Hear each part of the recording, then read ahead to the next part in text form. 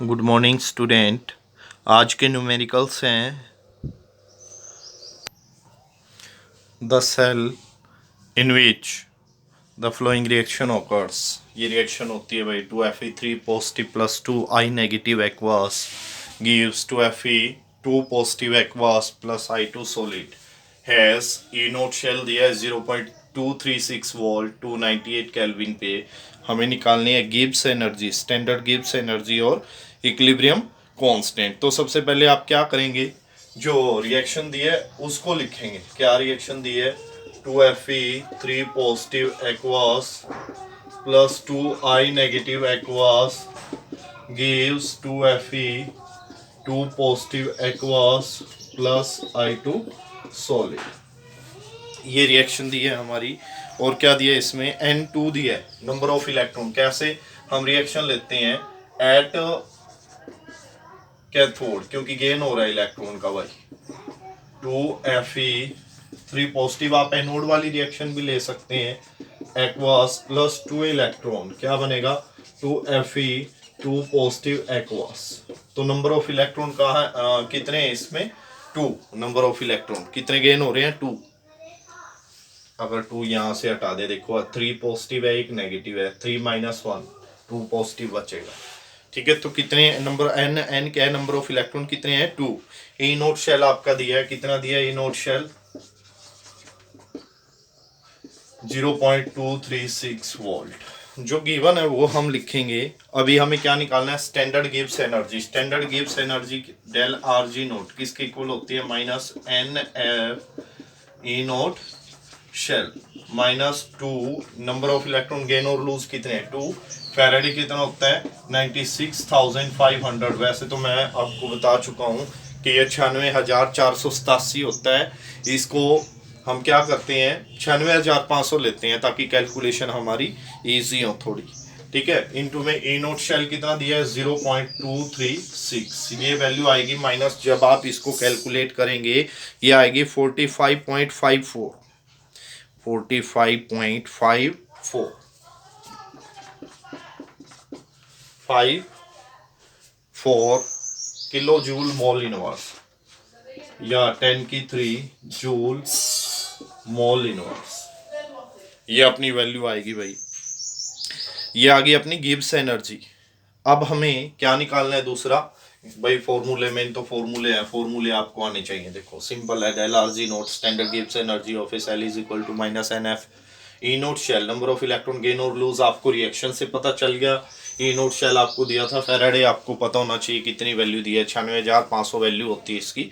अभी हमें निकालना है इक्विलिब्रियम कांस्टेंट। आपको पता है जो डेल आर जी नोट होता है, del R G naught standard Gibbs energy is equal to minus 2.303 RT ln log of Kc। आपको क्या निकालना है? Equilibrium constant log of Kc। किसकी इक्वल होगा log ऑफ Kc भाई? Del R G naught divided by minus 2.303 RT। ये value रखते हैं। डेल आर जी नोट कितना है? माइनस 45.54 इंटू 10⁻³ जूल में, 10⁻³ डिवाइडेड बाई माइनस 2.303 आर की वैल्यू कितनी होती है? 8.314 जूल में। टेम्परेचर कितना दिया है? 298। जब आप इसको कैलकुलेट करेंगे तो आपको मिलेगा log of Kc is equal to 7.981। ये कैलकुलेशन भाई मैंने पहले ही कर रखी है ताकि आपका समय बचे थोड़ा, आप इनको कैलकुलेट करके देखेंगे। तो log ऑफ Kc कितना आया? 7.918। अब Kc निकालना है। Kc क्या होगा? Anti log of 7.981। Anti log मैंने आपको निकालना अभी नहीं सिखाया है। तो उसके लिए आप क्या करेंगे, जो यहाँ पे रूल बताए जाते हैं उनको ध्यान से सुनेंगे। जो आपका डेसिमल से पहले दिया वो 1 प्लस होके पावर में जाएगा। Kc is equal to 10⁻8। कितना था भाई? देखो डेसिमल से पहले कितना है? 7। 1 प्लस होके 7 + 1 8, 10⁻⁴ और 10 की पावर कितनी हुई 8। अब आप एंटी लॉग टेबल निकाल लेंगे। ये अपनी एंटी लॉग टेबल है आपके सामने। क्या है 0.981 0.981 की वैल्यू देखेंगे 1 में, ये है 0 में और ये है 1 में। 0.98 की वैल्यू 1 में कितनी है 9572 9572 0.9572। इसको आप साइंटिफिक नोटेशन में लिखेंगे 9.572 इंटू 10 की पावर 7। एक 10 इसकी मल्टीप्लाई में हो गया। तो केसी की भी वैल्यू आ गई आपके पास। ये आया आपका इक्विलिब्रियम कांस्टेंट और Gibbs free energy, standard Gibbs free energy आप ऑलरेडी निकाल चुके हैं। नेक्स्ट न्यूमेरिकल है अपना, how does the conductivity of a solution decrease with dilution. जो कंडक्टिविटी होती है किसी सोल्यूशन की वो डाइल्यूशन करने से किस तरह से घटती है। अब जो कंडक्टिविटी है डेफिनेशन आपके याद होगी। कंडक्टिविटी किसका रेसिप्रोकल होती है, कंडक्टिविटी। रेजिस्टिविटी का रेजिस्टिविटी क्या होती है, R is equal to rho L by A. Rho किसके इक्वल आएगा, आर ए बाय एल। और जो कंडक्टिविटी होती है that is reciprocal of resistivity 1 by R A into L. ये 1 बाय आर क्या होता है, कंडक्टेंस। हमने इसको डिफाइन किया था अगर आपके याद हो, कंडक्टिविटी किसके इक्वल आएगा, कंडक्टेंस के जब लेंथ कितनी हो 1 सेंटीमीटर और एरिया कितना हो 1 सेंटीमीटर स्क्वायर। तो हम क्या कह सकते हैं इसको, कंडक्टिविटी क्या है, conductivity of A solution is the conductance of all the ion. सभी आयन का कंडक्टेंस है present in 1 centimetre cube of the solution. 1 centimetre cube solution में जितना कंडक्टेंस है वही क्या है, conductivity.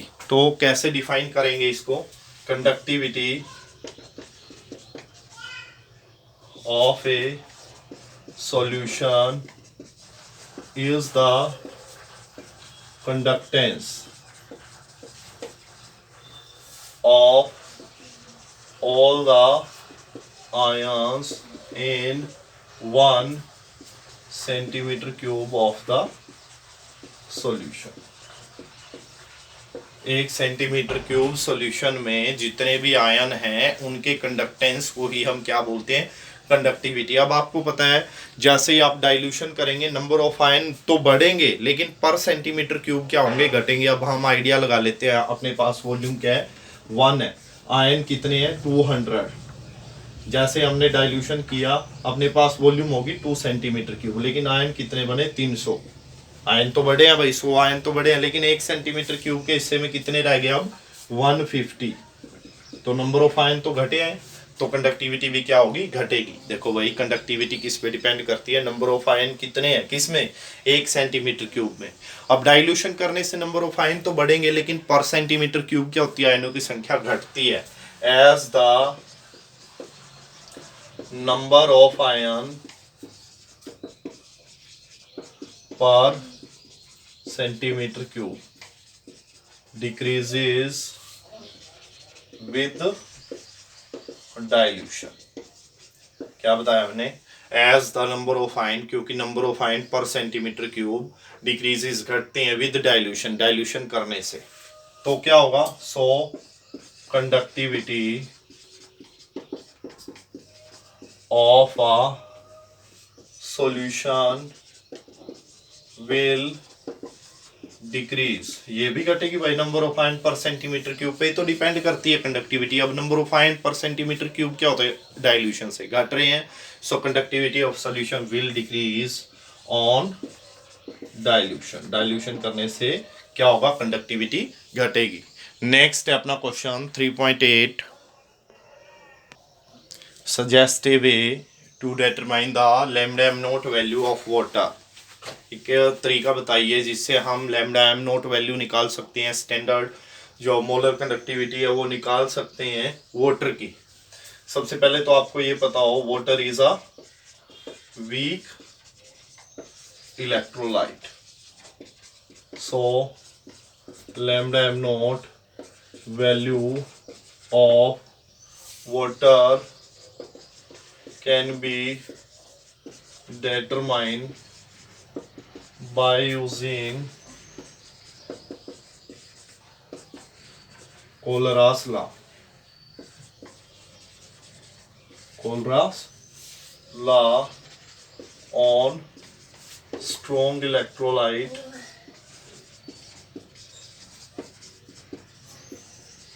such as HCl, NaOH and NaCl, इनकी मोलर कंडक्टिविटी देखो भाई, वाटर अपना वीक इलेक्ट्रोलाइट है, तो इसकी जो मोलर कंडक्टिविटी है वो कैसे निकाली जा सकती है? कोलरास लॉ यूज करेंगे हम स्ट्रॉन्ग इलेक्ट्रोलाइट पे। हमने लिए HCl, NaOH और NaCl। क्यों लिए हैं भाई वो भी आपको बताऊंगा। Lambda am not for H2 किसके इक्वल होनी चाहिए? ये इक्वल होगा lambda naught H positive plus lambda naught OH negative. अब H पॉजिटिव और OH नेगेटिव ये हमें प्लस में चाहिए। ये कैसे निकाल सकता हूं मैं? इन दोनों की मोलर कंडक्टिविटी को जोड़ता हूं भाई।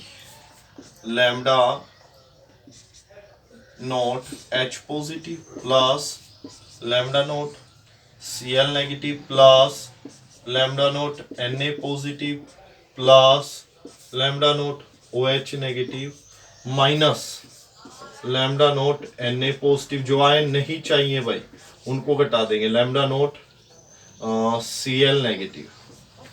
अब ऐसे इससे क्या होगा देखो, ये आयन कैंसिल हो जाएंगे, Na पॉजिटिव भी Cl नेगेटिव भी, H पॉजिटिव और OH नेगेटिव हमारे पास बचेगा। इसकी जगह क्या लिख सकता हूं मैं? लैम्डा नॉट M किसके लिए?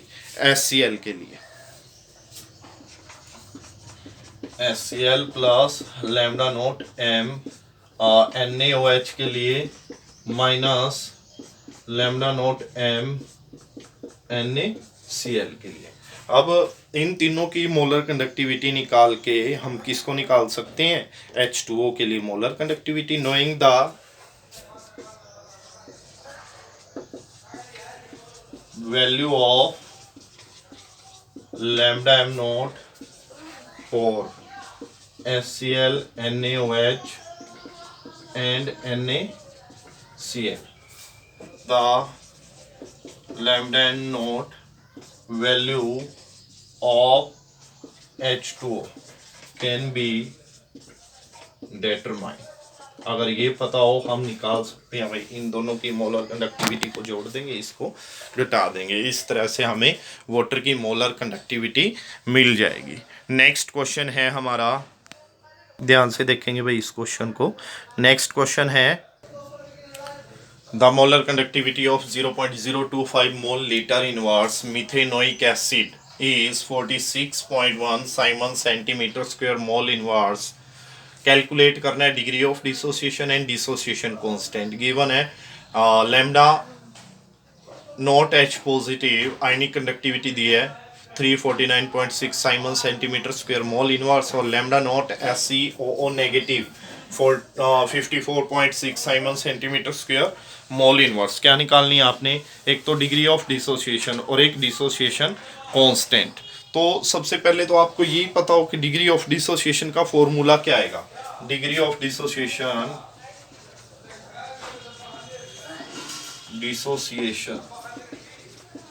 अल्फा इज इक्वल टू, आपको याद होगी एप्लीकेशन कोलरास लॉ की। क्या कहता था कोलरास लॉ? लैम्डा एम किसके लिए? HCOOH के लिए, और लैम्डा एम नॉट किसके लिए? HCOOH के लिए। ये अपनी क्या होगी? Degree of dissociation. अब जो हमें दिया वो लिखते हैं भाई, द मोलर कंडक्टिविटी ऑफ, कई बच्चे इसी को मोलर कंडक्टिविटी सोच लेते हैं भाई। ध्यान से देखेंगे, मोल लीटर इनवर्स है इसके पीछे। ये कंसंट्रेशन दी है मिथेनोइक एसिड की, कितनी दी है कंसंट्रेशन या molarity? 0.025 mole litre inverse.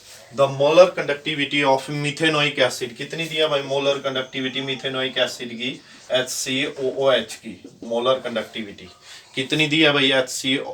Molar conductivity methanoic acid, methanoic acid क्या होता है? HCOOH कितनी दी है? 46.1 siemens centimetre square mole inverse. और क्या दिया है भाई? एक दिया है lambda note H positive, H positive की आयनिक कंडक्टिविटी 349.6, और लैम्डा नोट HCOO नेगेटिव, इसकी कितनी दी है आयनिक कंडक्टिविटी 54.6 यूनिट्स, आपको पता है लिखी हुई है भाई यहाँ पे। तो लैम्डा एम तो अपने पास है HCOOH का, लेकिन अपने पास क्या नहीं है lambda M naught, lambda M naught. अब आपको पता है lambda M naught for HCOOH किसके इक्वल होगा, कोलरास ने क्या बताया था, किसी की भी आयनिक कंडक्टिव मोलर कंडक्टिविटी किसके इक्वल होगी, आयनिक कंडक्टिविटी का sum multiplied by the number of ions. क्या बताया था कोलरास ने, limiting molar conductivity of an electrolyte is equal to the sum of limiting ionic conductivity of cation and anion each multiplied with the number of cation and anion.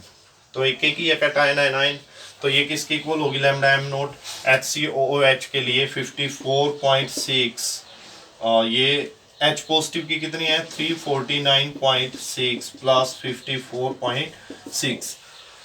जब आप इसको add करोगे आपको मिलेगा 404.2 siemens centimetre square mole inverse. अब degree of dissociation किसके equal है, Kohlrausch ने बताया था भाई डिग्री ऑफ डिसोसिएशन किसके इक्वल होती है, molar conductivity at any concentration divided by limiting molar conductivity या molar conductivity at infinite dilution. ये अपनी एप्लीकेशन है, कोलरास लॉ की वैल्यू रखेंगे। लैम्डा एम तो हमें दे ही रखा है 46.1 और लैम्डा एम नोट हमने निकाला है, कितना निकाला है भैया 404.2। जब आप इसको कैलकुलेट करेंगे आपको मिलेगा 0.114, अप्रोक्सीमेशन किया है इसमें, अप्रोक्सीमेटली इतना मिलेगा आपको। डिग्री ऑफ डिसोसिएशन आपका निकल चुका है, डिसोसिएशन कांस्टेंट के क्या है, dissociation constant represented by K is equal to C alpha square divided by 1 minus alpha. ये फॉर्मूला किया था, ये भी एप्लीकेशन थी कोलरास लॉ की, C alpha square 1 minus alpha. C आपको दिया होगा, कितना दिया है सी कंसंट्रेशन 0.025, अल्फा स्क्वायर 0.114 का स्क्वायर, ये अल्फा भी निकाला था भाई 1 माइनस अल्फा 1 माइनस 0.114, ठीक है। तो जब आप इसको कैलकुलेट करेंगे आपको मिलेगा 3.67 इंटू 10 की minus 4, 67 into 10 raise to power minus 4। Clear है, ये वैल्यू आपको मिलेगी। यूनिट क्या आएंगी मोल लीटर इनवर्स, ये लिखेंगे भाई, यहाँ तक करेंगे आप इसको।